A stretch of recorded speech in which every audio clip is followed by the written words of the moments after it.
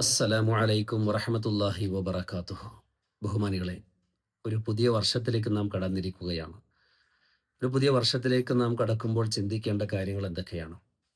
ഒരു നിമിഷം നമ്മിൽ നിന്നും കഴിയുമ്പോൾ, ഒരു ദിവസം നമ്മിൽ നിന്നും കഴിയുമ്പോൾ, ഒരാഴ്ച നമ്മുടെ ജീവിതത്തിൽ നിന്നും കഴിഞ്ഞു പോകുമ്പോൾ, ഒരു മാസം കഴിഞ്ഞു പോകുമ്പോൾ, ഒരു വർഷം കഴിഞ്ഞു പോകുമ്പോൾ, മുഅ്മിനീങ്ങളെ സംബന്ധിച്ചിടത്തോളം ചിന്തിക്കേണ്ടത് മരണത്തിലേക്ക് നാം അത്രയും അടുത്തുകൊണ്ടിരിക്കുന്നു എന്നതാണ്.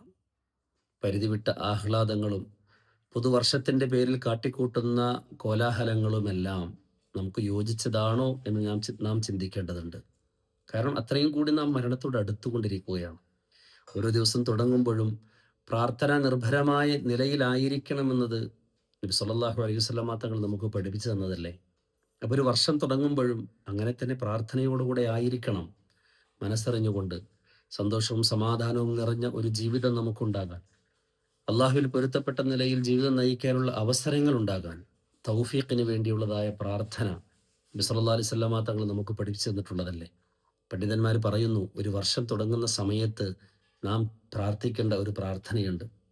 എന്താണെന്നറിയുമോ? അല്ലാഹുമ്മ അൻതൽ അബദിയുൽ ഖദീം. ആ പ്രാർത്ഥന ഞാൻ പറയാം, എല്ലാവരും കേട്ട് ഒരു പ്രാവശ്യമെങ്കിലും പറയണം. അല്ലാഹുമ്മ അൻതൽ അബദിയുൽ ഖദീം വഹാദിഹി സനത്തുൻ ജദീദ അസ്അലുക ഫീഹ അൽ ഇസ്മത മിനശ് ശൈത്വാനി വ ഔലിയാഇഹി വൽ ഔന അലാ ഹാദിഹി നഫ്സൽ അമ്മാറ ബിസ്സൂഇ വൽ ഇസ്തിഗാല ബിമാ യുഖർരിബുനി ഇലൈക യാ കരീം. ഈ ഒരു ദുആ പറഞ്ഞാൽ ഖാല ശൈത്താൻ പറയും, നമ്മൾക്ക് നിരാശയായിരിക്കുന്നു. മിൻ നഫ്സിഹി, ഇവൻ്റെ നഫ്സിനെ തൊട്ട് നമുക്കിതാ നിരാശയായിരിക്കുന്നു. വയുവക്കിറുല്ലാഹു ബിഹി മലക്കൈനി, രണ്ട് മലക്കിനെ അല്ലാഹു തആല ഈ പ്രാർത്ഥന ചെയ്ത ആൾക്ക് വേണ്ടി ഏൽപ്പിച്ചു കൊടുക്കുമെന്നാണ്. യുഹരിസാനിഹി തിൽക്കസന, ആ വർഷം മുഴുവനും അവനിക്ക് സംരക്ഷണം നൽകുന്ന ഒരു രണ്ട് മലക്കിനെ അല്ലാഹു തആല ഏൽപ്പിച്ചു കൊടുക്കുന്നു എന്നുള്ളതാണ്. ബഹുമാനികളെ, അപ്പോൾ ഒരുപാട് നന്മകൾ ചെയ്യാൻ നമുക്ക് അവസരങ്ങൾ കിട്ടും. ഒരുപാട് തിന്മകളിൽ നിന്നും വിട്ടു നിൽക്കാനുള്ള സുരക്ഷിതത്വവും നമുക്ക് കിട്ടും ഈ പ്രാർത്ഥന നമ്മൾ ചൊല്ലിയാൽ. അല്ലാഹു തആല സ്വീകരിക്കുമാറാകട്ടെ. അതിൻ്റെ അർത്ഥം കൂടി പറഞ്ഞിട്ട് ഇൻഷാ അല്ലാഹ് അവസാനിപ്പിക്കാം. അല്ലാഹുമ്മ അൻതൽ അബദിയുൽ ഖദീം. അല്ലാഹുവേ, നീ ആദ്യവും അന്ത്യവും ഇല്ലാത്തവനാണ്. അൽ അബദിയ്, എന്നെന്നും ഉള്ളവനാണ്.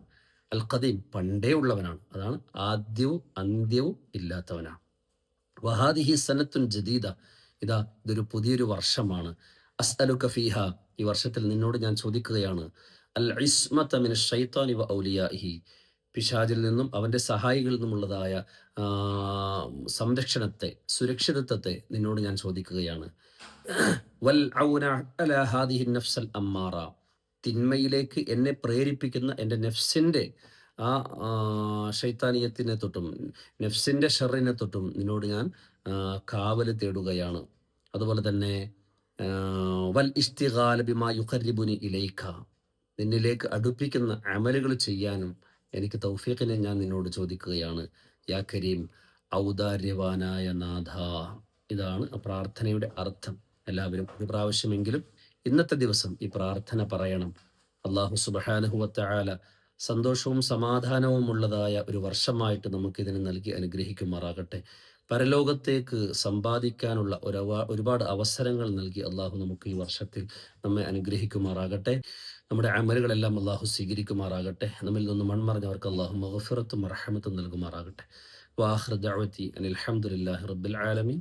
അസ്സലാമു അലൈക്കും വറഹ്മത്തുള്ളാഹി വബറകാതുഹു.